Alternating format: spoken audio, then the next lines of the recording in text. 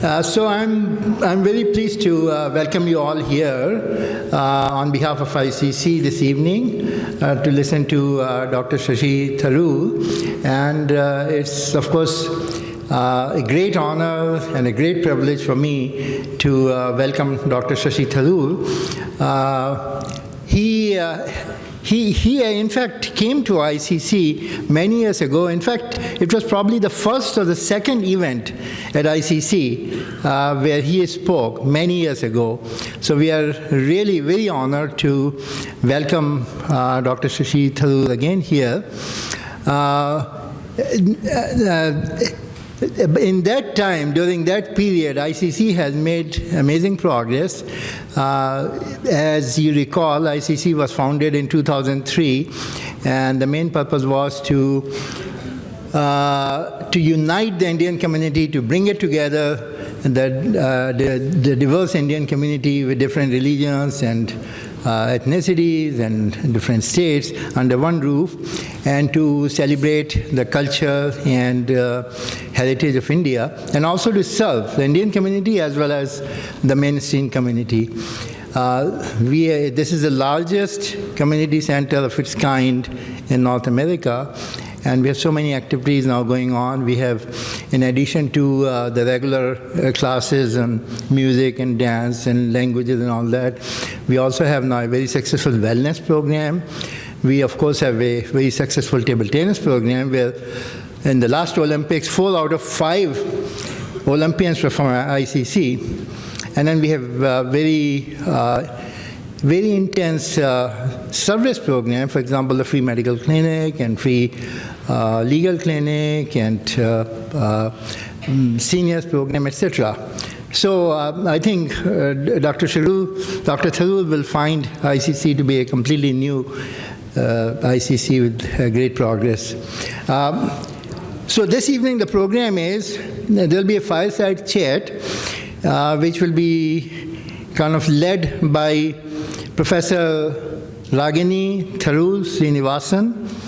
And let me give you some background on her. She is an assistant professor of English and social, cultural, and critical theory at the University of Arizona, and the co-chair of the Academic Council of the South Asian American Digital Archive. She is also an award-winning essayist and journalist with bylines in over 36 scholarly and public venues. From 2007 to 2009, Ragini edited the Bay Area's own India Currents magazine, to which she contributed a regular column for 15 years. Ragini holds a BA degree in literature, summa cum laude from Duke University, and a PhD in rhetoric from UC Berkeley, and she has many publications to her credit. And she also happens to be Dr. Tharoor's niece.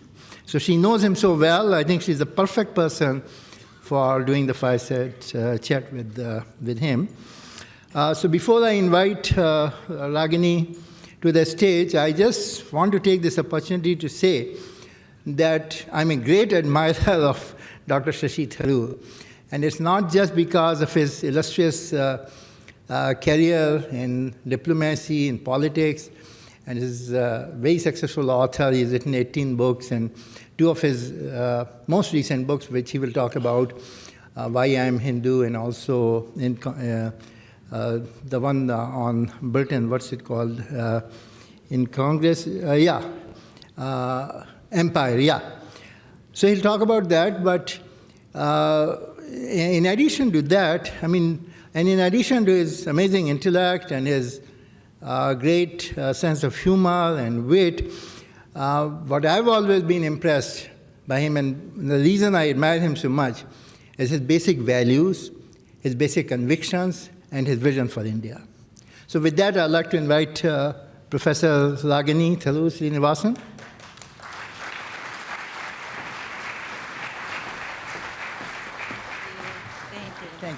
Thank you for coming. Hi, good evening. I am so very, very pleased to be here at ICC and to have the opportunity to present to all of you my incomparable uncle, Dr. Shashi Tharoor. And I'm saying incomparable very deliberately, because as you know, this event was advertised under the sign of the Paradoxical. The Paradoxical Shashi Tharoor. I'm going to confess that when I first saw that, I didn't really buy it. The Oxford English Dictionary tells us that paradoxical means contrary to reason, inconsistent with itself. Someone who is paradoxical has self-contradictory qualities. But what exactly is contradictory about Shashi Tharoor? In his life and work as a career civil servant at the United Nations, as an award-winning nonfiction and fiction writer, and most recently as a member of parliament in the Indian government, he has consistently displayed an incisive intellect, formidable range of knowledges, firm and uncompromising set of values, integrity, generosity, and a work ethic that would frankly put even the highest performing Silicon Valley entrepreneur to shame. So I think there's nothing inconsistent about the fact that Shashi has worn and continues to wear many hats. He's a Renaissance man, and his many talents are not contradictory so much as they amplify and strengthen each other. And I say all this not because I am very biased about my Shashi Mama, which I am, but also because it's true. So if there is a paradox to be had, I think it's this, that Shashi Tharoor is on the one hand a man who needs no introduction, and on the other hand, he's a man who desperately requires introduction precisely because there is so very much to say. So I know you want to hear him, but please let me just take a few minutes to remind all of us of the range and depth of his experience. I'm then going to offer him some provocations in a fireside chat, and then we will have an audience Q&A. So let me say something briefly about his 18 books to date. And I believe there are 3, maybe 4 more in the works. The most recent 3 I'm hoping we will get to discuss at some length this evening: Inglorious Empire, Why I Am a Hindu, and The Paradoxical Prime Minister. Inglorious Empire details what the British did to India, from the destruction of the thriving shipbuilding industry, to their entrenchment of the caste system, to the railways they established entirely for the extraction of Indian natural resources for the British good. Why I Am a Hindu tells us exactly that about Shashi Tharoor. It's a historical and personal account that strives to take Hinduism back from those who would make it an exclusivist, parochial, nationalist religion. And the Paradoxical Prime Minister takes on the contradictions of Narendra Modi. Shashi is also the author of 4 works of fiction, including the great Indian novel, which retells Indian political history through the Mahabharata. His nonfictions include a trilogy of works on India and the world of the 21st century, a celebrated biography of Nehru. He's written syndicated columns in all the major venues in India, contributed to all the international papers of record. His articles deal with politics, economics, ideas of India, reflections on the formative experiences of his childhood, writers like his beloved P.G. Wodehouse, even responses to authenticity policing pundits who are overly focused on the supposed stylishness of his hair. But writing is actually just one of Shashi Tharoor's careers. After finishing his PhD in international relations at the age of 22, which for my generation is something like the new 13, he served at the United Nations for 29 years, from 1978 until 2007, where his experiences ranged from managing refugee crises, to organizing peacekeeping operations, to spearheading new communications initiatives, like the first ever UN seminars on anti-Semitism and Islamophobia. He has called his years at the United Nations a cause, not a job. When he left the UN, he was Under-Secretary General for Communications and Public Information, and he had just finished second, as some of you might remember, to Ban Ki-moon in the 2006 contest for the position of Secretary General. It's no secret that he was not chosen for the Secretary General position because of the United States opposition to having a strong leader at the UN. In his 3 decades at the UN, Shashi had gained a reputation as a staunch advocate of the United Nations, as a principled internationalist, as a defender of human rights, a leader, and a man of reasoned opinion. So Condoleezza Rice, who was then the Secretary of State, reportedly told John Bolton, who was then the US ambassador to the UN and is now our national security advisor, that the US didn't want a strong Secretary General, and the US vetoed his nomination. There's more.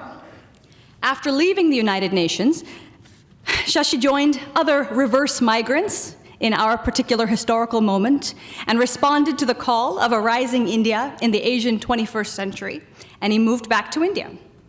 And for the last 10 years, he has served as a member of parliament in the Lok Sabha, representing the people of Thiruvananthapuram, Kerala. He's a member of the Indian National Congress and president of the All India's Professional Congress. He's been Minister of State in the Government of India for External Affairs, also separately for Human Resource Development. And he's made a wide range of contributions locally, nationally, and internationally under the auspices of these roles, from strengthening diplomatic links to Francophone African nations, to undertaking road renovation, highway, and railway projects in his constituency, to introducing legislation like a bill to decriminalize homosexuality, to using his powerful social media platform to connect with nearly 7 million Twitter followers. So, how does he do all this, you're wondering? I wonder. How does he write literally thousands of words every day, give speeches in English, Hindi, Malayalam, French, legislate, debate, orate, mediate, campaign, participate in high-level diplomatic and political engagements, and still have time to forward all those really bad jokes on WhatsApp to his extended family? He can do it all, I think, because he has really spent a lifetime striving to understand and explain how India's history informs its present, and because he is committed to working through that history to secure a just and prosperous future for all. And what Ved Vyas, the narrator of Shashi's The Great Indian Novel, says of himself is true, I think, of the writer as well. He says, "I do not finish so easily. Indeed, I have scarcely begun." Everyone, please join me in welcoming my uncle, Dr. Shashi Tharoor, back to the Bay Area.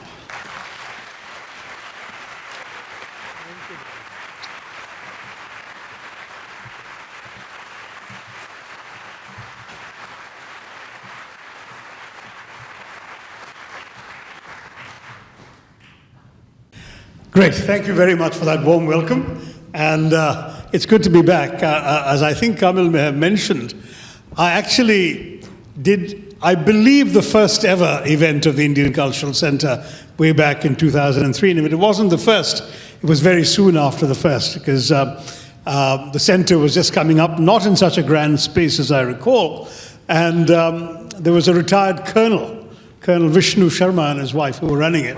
And I still remember the whole excitement about the idea of having a cultural center here, and to see how it's grown and become this extraordinary place where all of you have gathered in such large numbers in such a huge hall, and you've got a school, a preschool as well next to it, and God knows what else, is really thrilling news. So great to be here and to lend my support through my presence to the continued activities of the India Cultural Center as a way of getting the community together on various occasions and to discuss various issues of interest. So thank you for the welcome, and it's great to be back.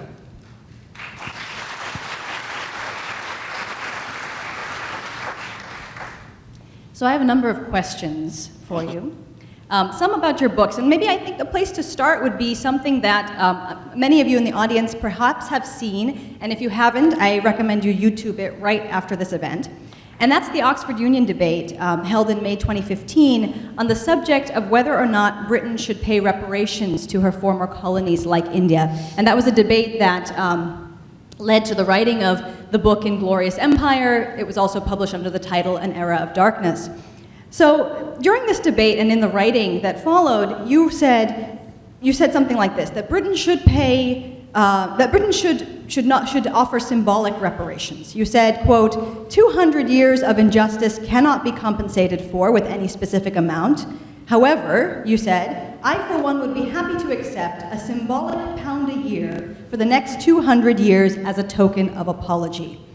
So what I want to ask you is really about the limits and possibilities of the symbolic. And I'm gonna just admit it's partially because of who I am as an American in the United States right now. I would say that some of us, like maybe I should just speak for myself, have a kind of fatigue with the politics of symbolism. We did have a hope and change president who supposedly returned America to its symbolic status as leader of the free world and even won a Nobel Peace Prize for his work toward international unification. But now we have what many pundits have described as a declining United States that has abdicated its responsibilities to the world and to world leadership. So talk is cheap. And what I want to know is, instead of symbolic reparations, why not a British commitment to invest in India? Why not British-funded scholarships for Indian students? Why not structural changes to existing inequitable relations? Yeah, all that's fine, Ragini. I mean, the thing is that I was invited to participate in a debate on which the topic had already been set. I was never terribly keen on reparations because I felt that any sum of money that you start calculating would be inadequate, because how do you put a value, for example, on the 35 million lives that were unnecessarily lost because of British-induced and British-created and British-run famines? Those people didn't need to die, and are you going to compensate for that? I felt that any sum of money would be inadequate, and any adequate sum would be impossible to pay.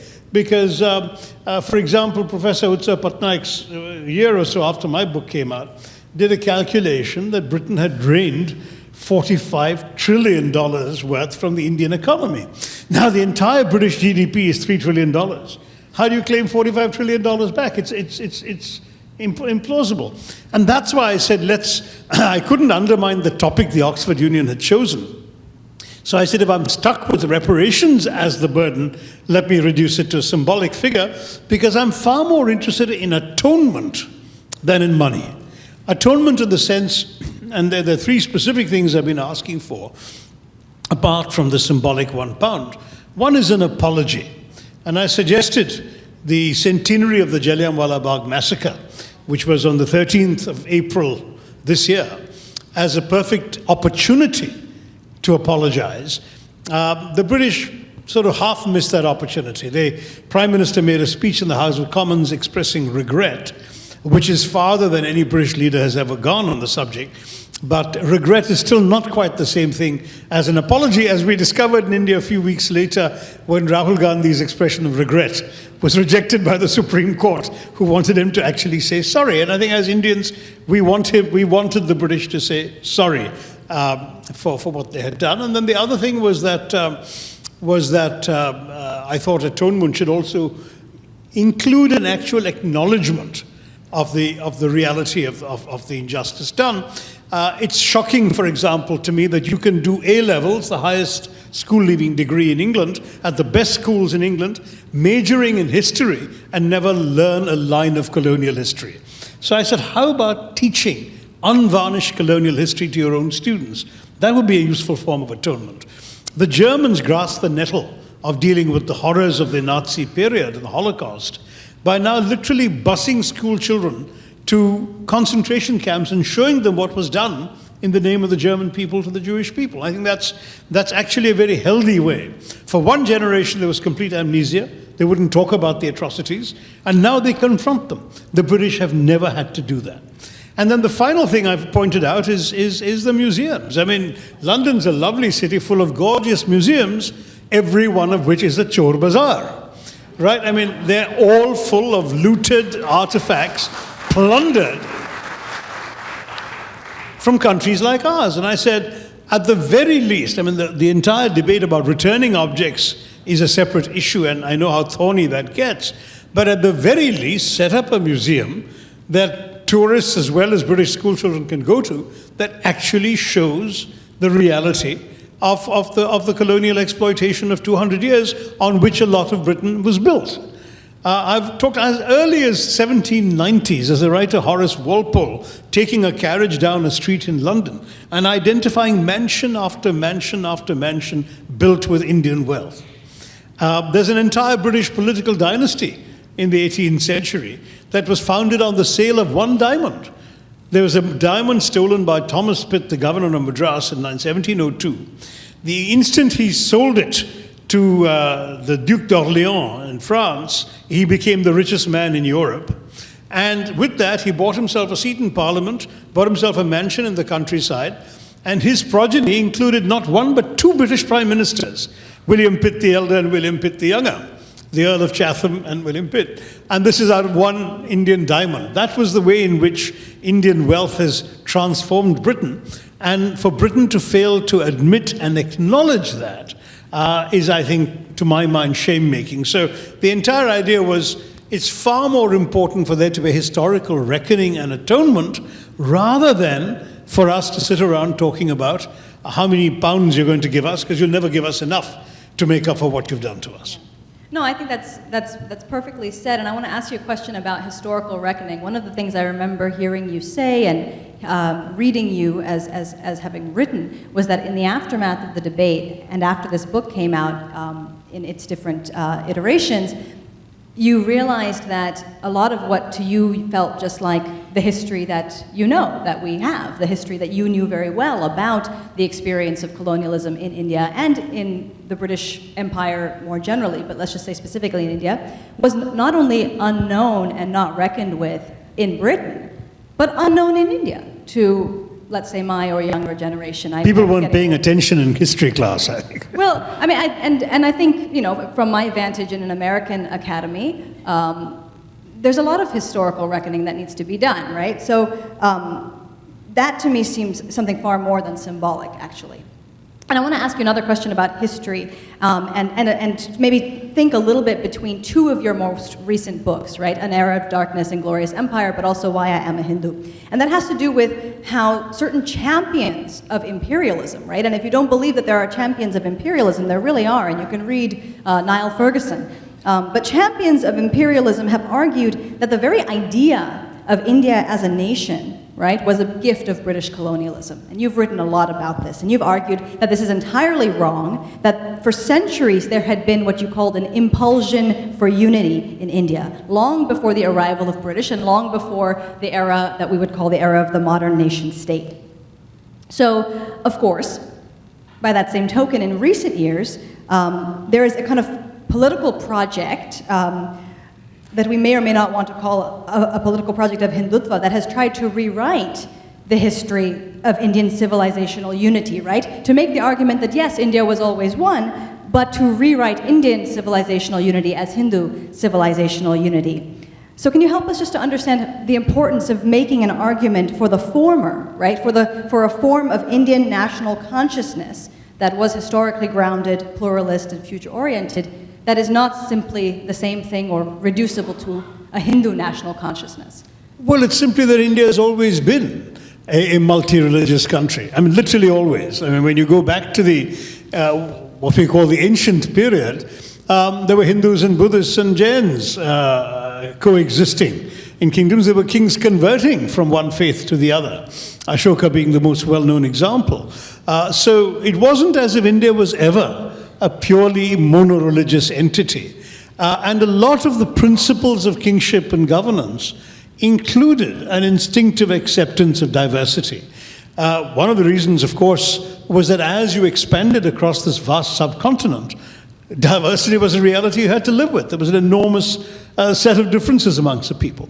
But another was undoubtedly the cultural or civilizational fact that Hinduism as a faith accepted difference. I mean, Swami Vivekananda is probably the best known exponent of this idea.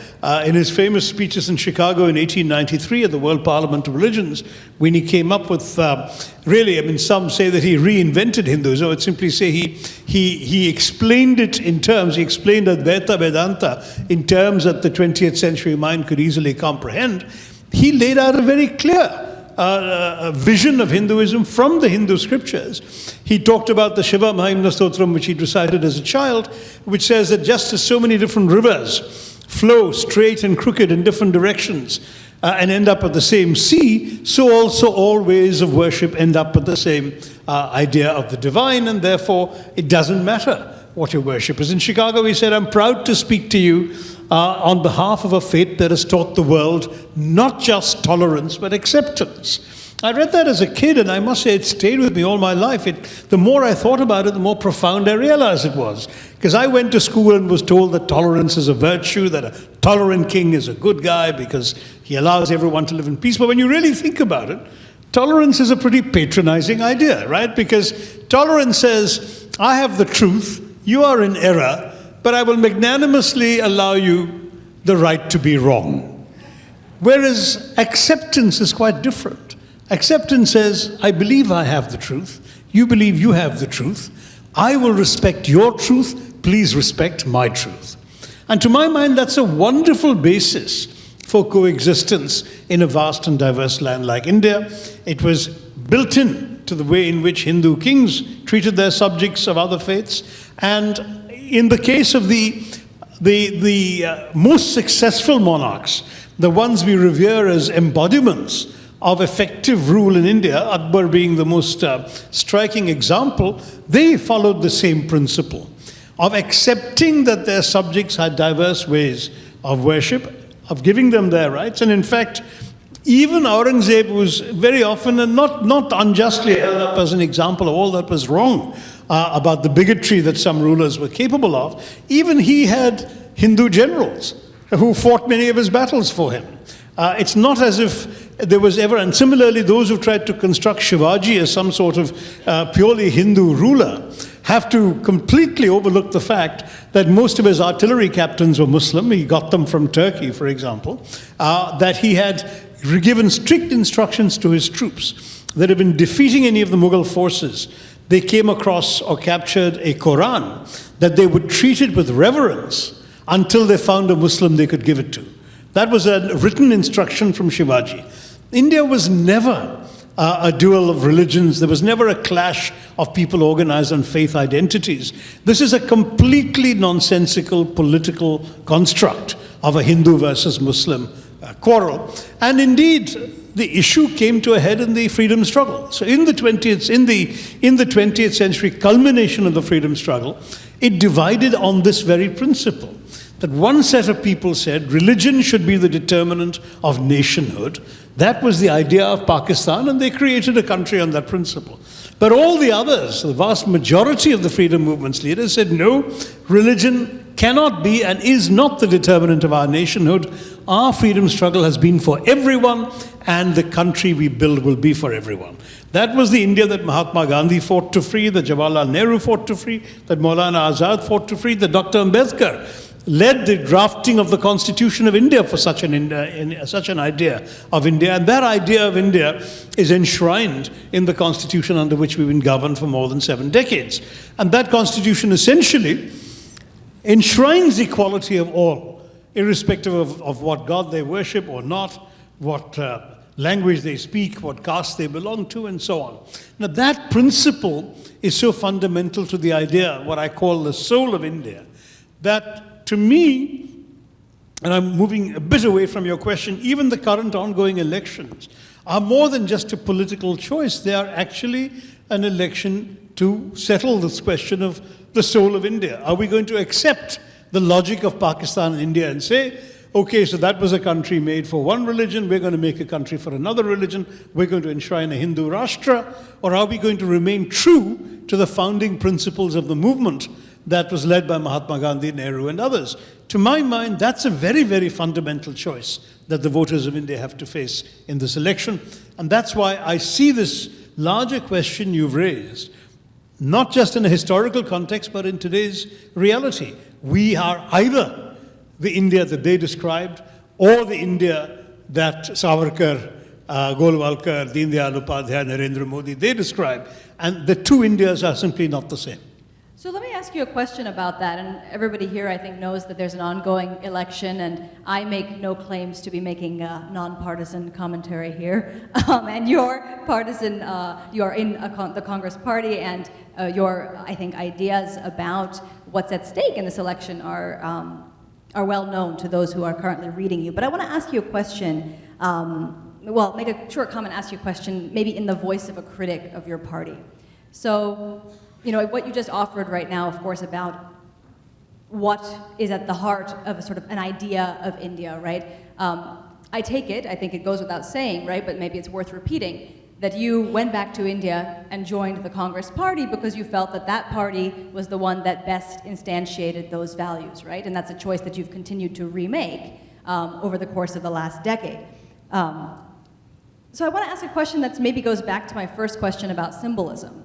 Because I think critics of the Congress Party, or some critics, would say that or sort of the least generous thing to say would be that it's caught up in a kind of politics of symbolism, right, in which symbols, maybe a sign of pluralism and the protection of minority rights. There's a commitment to inclusive development, but that structural and institutional change has been slow to come. And so I guess my question is two parts. What do you say to such critics, right, to convince them? And we don't need to get maybe too much, this is not a political thing as such, right? So the first part of my question I almost don't want you to answer. But the first part of the question is, what do you say to critics to convince them that the Congress is not just a symbol, right, but an agent of the kind of progress that you are interested in? That's the part I'm not so much interested in hearing. But the second part of the question, though feel free to take it up if you want. The second question is, though, how would you maybe defend the value of the Congress Party specifically as a symbol, right, of all of those things that you've just been talking about? Okay. Well, the first thing to say is that I was, as many of you know, one advantage and disadvantage I have is that I have a 38-year-old long paper trail of books, not to mention articles, op-eds, columns, and so on. So anyone can point out whenever I'm being inconsistent or insincere to my beliefs. My colors have been nailed to the mast for a very, very long time, and people know what I believe in and what I stand for, and I've always stood for a pluralist India, an India of diversity, and celebrating that diversity, which I see as a strength rather than as a weakness.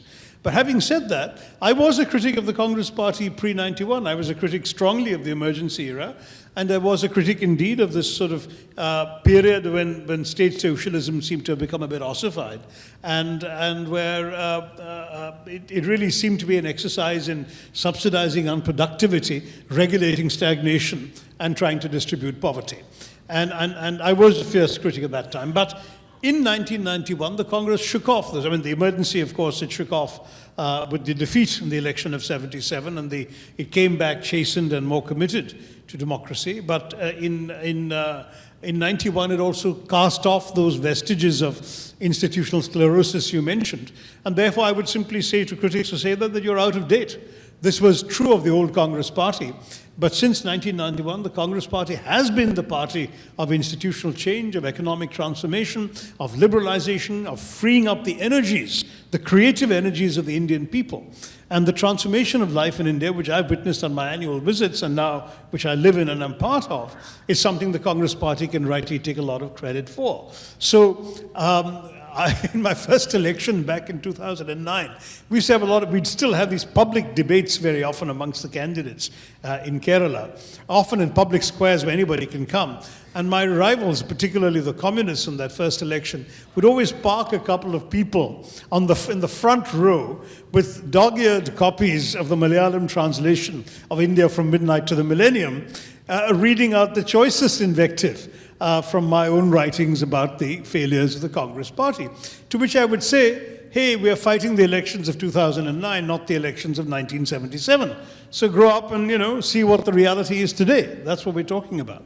And I stand by that view. So on the first part of your question, I think the critique you mentioned is out of date. But on the second part, yes, the Congress Party does symbolize that. It's not enough to symbolize that. And I would say that for the Congress Party to say we stand for the soul of India, as they say in New York, that and 55 cents will get you a cup of coffee. You're not going to be able, just on that message, to be able to appeal to the electorate.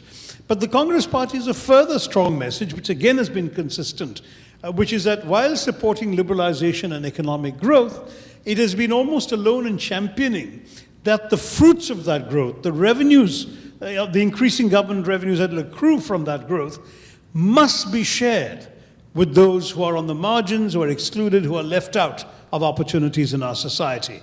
Whether they're women, whether they're Dalits, whether they're the poor and disenfranchised, they're the minorities, the Muslims, all of these groups deserve special attention because they otherwise would be the detritus of Indian society as we grow and prosper. I myself have said in Parliament, and I'm known to be somewhat right of center when it comes to economics in the Congress Party, but I've said the magic of the market will not appeal to those who cannot afford to enter the marketplace. So we have to give them a leg up in order to make consumers of them, in order to put them into the marketplace and make them productive members of our society, which in turn will contribute to more economic growth. So that's part of the Congress. We're hammering away in this election at unemployment, which is at a 45-year record high, at farmer suicides and agricultural distress, which is again at record levels, at the complete failure of industrial production, economic stagnation across the board, the disaster of demonetization, the botched implementation of GST, which is a very good idea the Congress Party had, resisted, I might say, by Narendra Modi and the BJP for 10 years, which they then implemented not as the sleek horse we had designed, one rate, all-encompassing all goods and services, but instead as an ungainly camel with a number of humps, 5 different rates, plus a 3% rate for gold, plus a 43% rate for luxury vehicles, plus God knows what else, in a complete dog's breakfast of a scheme which actually cost a huge amount of damage to particularly small and medium enterprises across the country. So we've been talking a lot of economics. But implicitly, there is a message that if you are concerned about what has been done to the idea of India by the ruling party, then we are the haven, we are the refuge for those who want to reassert that you cannot build new India on the ruins of everything that was good and noble about old India. That India, as we've always known it, the India in which most of the people in this audience may have grown up in before moving to this country, that India had something very precious and valuable in it, which looked beyond bigotry, looked beyond sectarianism, looked beyond the kind of hatred and fear that sadly is being stoked by those in power today who ought to know better. You can clap at any point if you want, but I mean, you've written some of this, and some of it also appears in your most recent book, right? Or some lines of critique, right, of what the ruling party has said versus what the ruling party has done.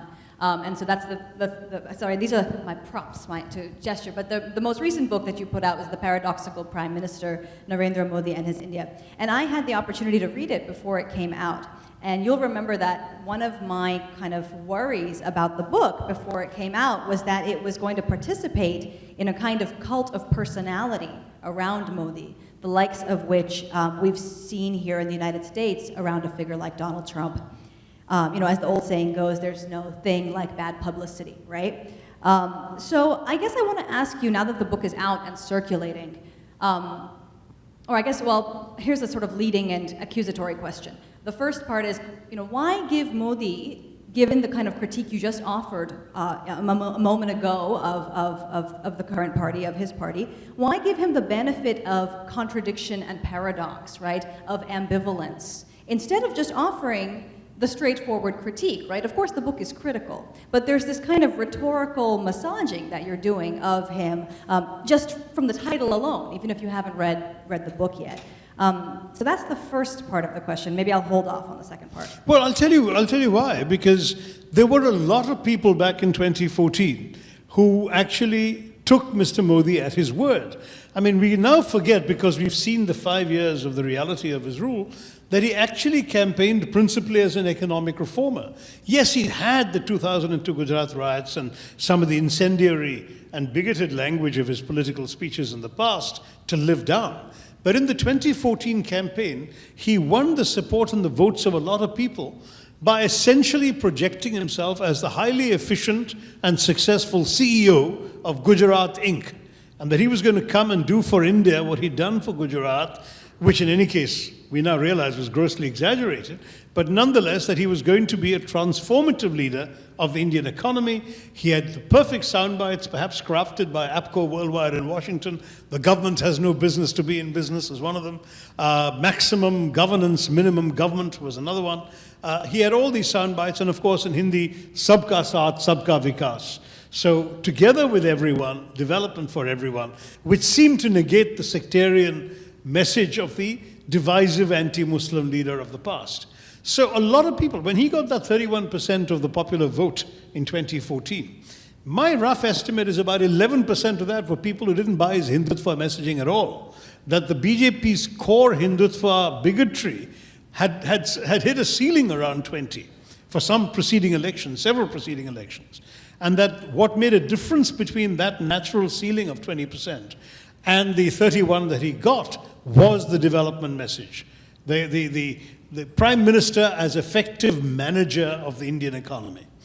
So I thought it was important to take that image head on. And in 2014, I wrote, because I felt it was important to respect the judgment of the Indian electorate and to give, therefore, his message the benefit of the doubt, I said, is there a Modi 2.0, question mark? And I said that he seems to have harnessed an important message, that we should move Indian politics away from the politics of identity to a politics of performance. And that if the BJP is really going to move towards becoming a party, essentially, if you like, of right-of-center economic management, then it's going to be potentially something we're going to have to reckon with very differently from our earlier image of it, because the earlier image for the preceding generation had been shaped by the Ram Janmabhoomi agitation around the temple and the various bits of Hindutva bigotry associated with that. So 6 months into Mr. Modi's tenure, I published a book called India Shastra, Reflections on the Nation in Our Time. And in the introductory essay, I said, this is what I said when he came to power in May. I'm writing this in December.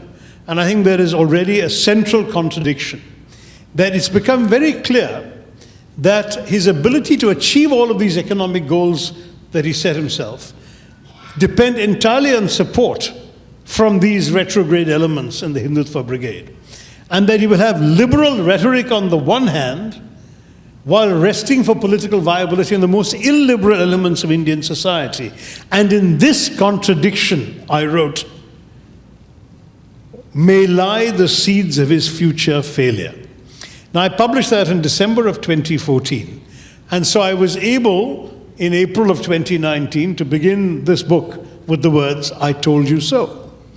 And that was the paradox. The central paradox was between the rhetoric, which was a progressive, forward-looking managerial rhetoric of India's development, and the prosaic and harsh political reality that he was dependent entirely from stormtroopers, on stormtroopers of the Hindutva right, who are busy bashing Muslims on the head, flogging Dalits, introducing an incendiary vocabulary of toxic hatred into the national political discourse, making people who are not of their kind live in fear, and reviving some of the worst insecurities that people can live with, particularly across northern India. Everything I say is much more true of India north of the Vindhyas than the India that I'm fortunate enough to represent in Parliament from the south. But the truth is that that is the majority of the Indian people, and they are deeply affected by this experience. So it was necessary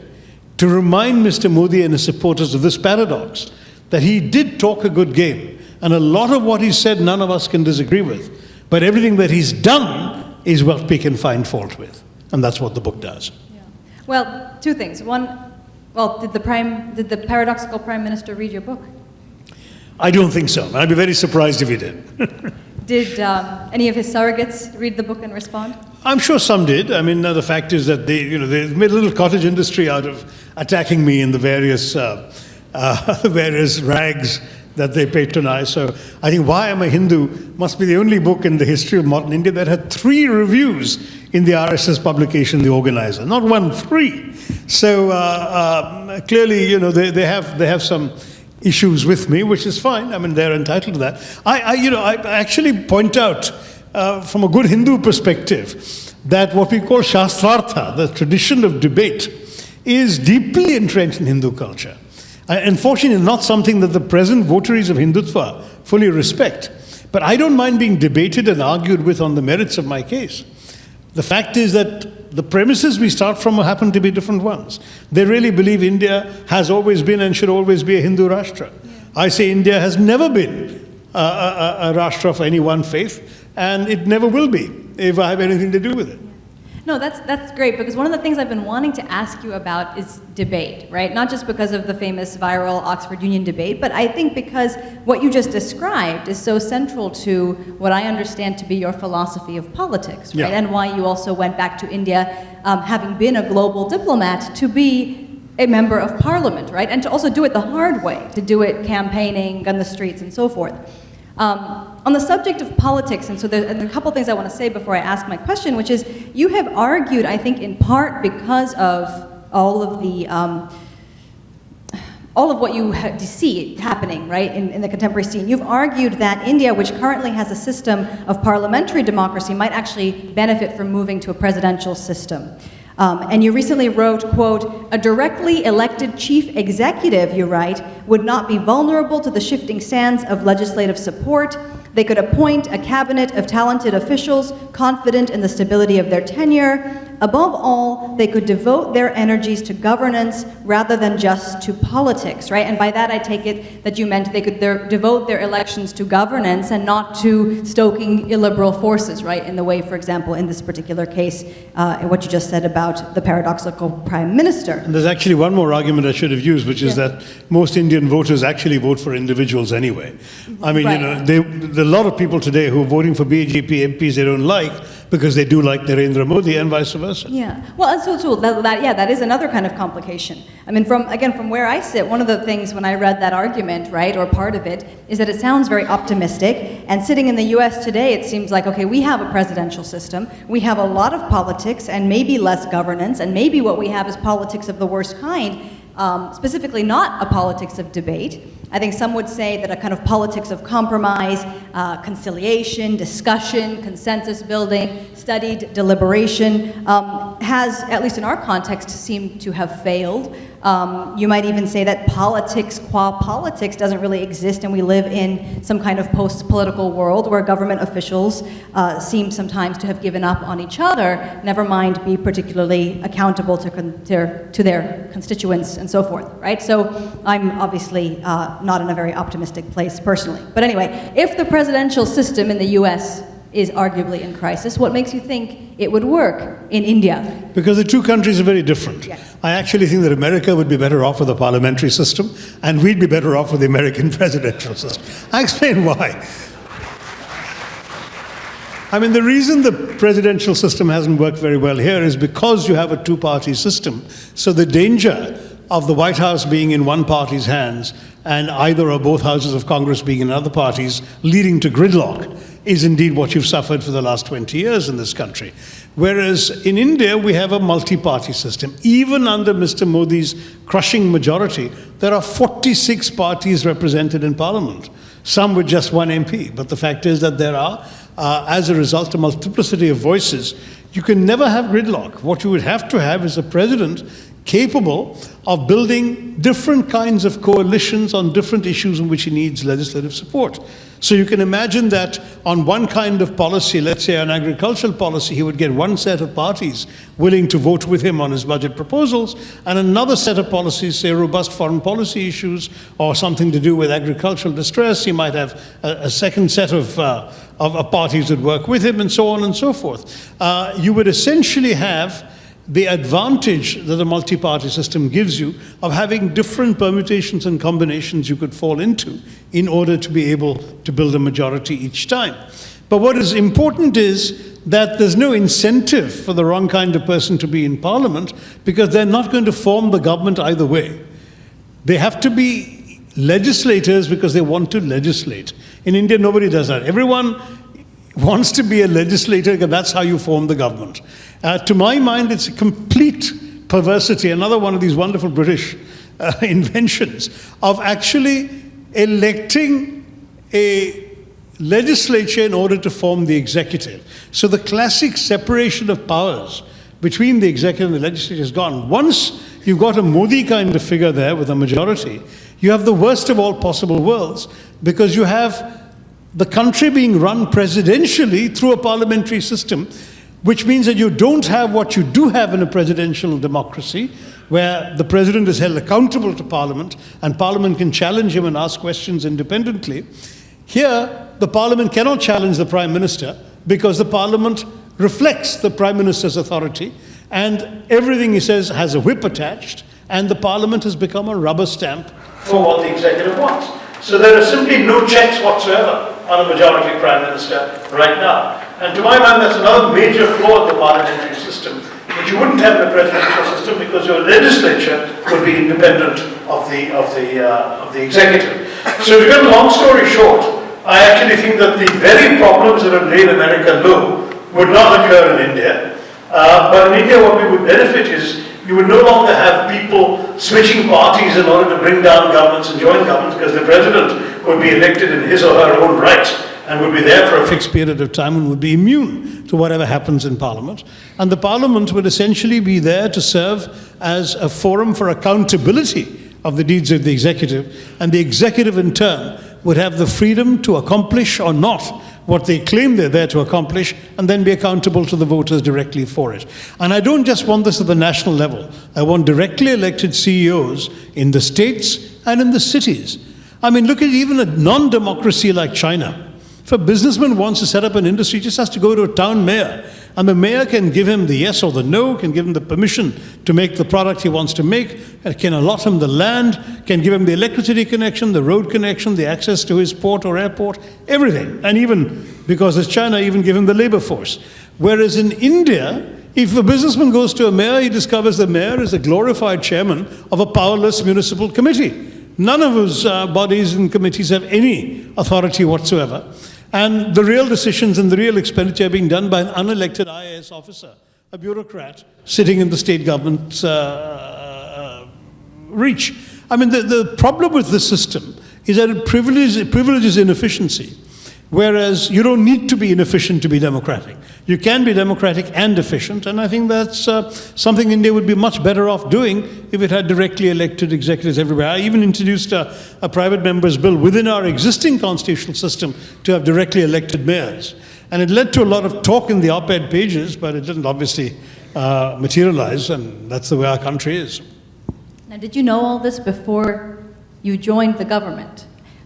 Or I guess the question could be phrased. I first wrote about a presidential system when I was a college student. So no, I go back a lot. Not that exactly, but about the nature of politics and the political, about the gap between, let's say, maybe you, I mean, I know you always knew a lot and have been a very savvy writer and thinker of politics, right? But I guess the question is, was there a gap between your writing and envisioning of what political life and the political process would be, right? Because there's a kind of romance of politics versus what it has actually been like for the last decade. Oh, absolutely. Because, you know, when you're outside, you see the wood, but you don't see the trees. And you get the illusion that politics is actually a battleground for ideas. For me, politics was all about principles, policies, and ideas, and I had written about politics only from that spirit. And then I came and became an elected Lok Sabha MP. And every time I'm receiving visitors, I mean, there are dozens of people every day, and when I have a Meet the Public session in my office, there'll be 250 in a 3 or 4 hour period. And 95% of what people come to you with are matters of their personal interests and their personal requirements. They see the politician as the instrument to extract benefits for them from state or society. It may be jobs, it may be transfers, it may be pensions, it may be waivers of interest on loans they've taken, they find they can't pay, it may be all sorts of things, but that's what they expect the MP to do. Barely 5% come to you with real development issues that you as a member of parliament can actually bring in development assistance to tackle or speak to influential authorities to get done, or even use your own very limited MP funds to tackle. All of those things occupy a very small percentage of what actually is on people's minds when they come and make demands of their MPs. And it's partly a legacy of the way politics used to be when we had this Maa-Baap Sarkar, when the government really was everything. And so, I mean, for example, a grizzled old freedom fighter came to me saying that he wants his grandson a job. And I said, the grandson isn't terribly well qualified, but I'll see what I can do by sending off his CV to some prospective employers. And he said, what are you talking about? One phone call from you and you'll get a job. And I said, I'm sorry, it doesn't work that way anymore. He couldn't believe it because he grew up in a system in which it was assumed that a minister or a senior politician of that level of stature could literally pick up the phone and a job would sort of fall into the lap of whoever he called for. India isn't like that anymore, if it ever was, and I believe it was one time. But because it's not there, his disappointment in his MP was palpable. So these are some of the unexpected challenges one deals with. And the other things are are also striking. For example, how good intentions can go wrong. The anti-defection law was one of Rajiv Gandhi's great innovations to prevent people literally hopping parties for short-term benefits. So because the legislature forms the executive, let's say you have a tightly balanced state assembly, somebody would literally switch from one party to the next so they could form the government and he could get a ministership. It became known as the Ayaram Gayaram approach, because there actually was a man called Gayaram who did that, who switched parties 7 times in one legislative session. So Rajiv Gandhi brought in the anti-defection law that made it impossible to do that. But unfortunately, it was hemmed about with so many strict conditions that any legislator who defies a party whip can be expelled not just by the party, but out of the legislature itself, which means that having spent all the time and trouble and expense getting elected, you're highly unlikely to challenge your party whip on any issue. And the parties routinely issue a whip on every single vote. Not even the most trivial vote is given to you as a conscience vote.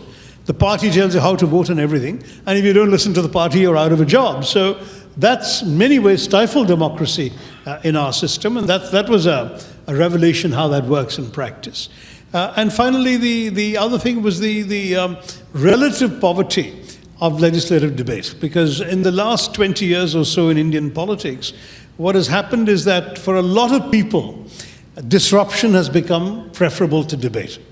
To show the strength of their feelings on an issue, they would rather storm the well of the House and shout slogans and have that broadcast on national TV than actually engage in a thoughtful argument against anything unreasonable the government is doing. And to my mind, that's a disgraceful waste. But I am in a minority of one in my party in my willingness to say that. Because my party's attitude is when we were in power, they did that to us, and we're going to do it to them now when they're in power. And that, unfortunately, has again done a great deal of disservice to the kind of deliberative discussion that democracy is supposed to be all about. So you're right, there are lots of things that have been quite different from the actual practice of politics, from what I had understood politics to be when I was writing about it from the outside. Let me ask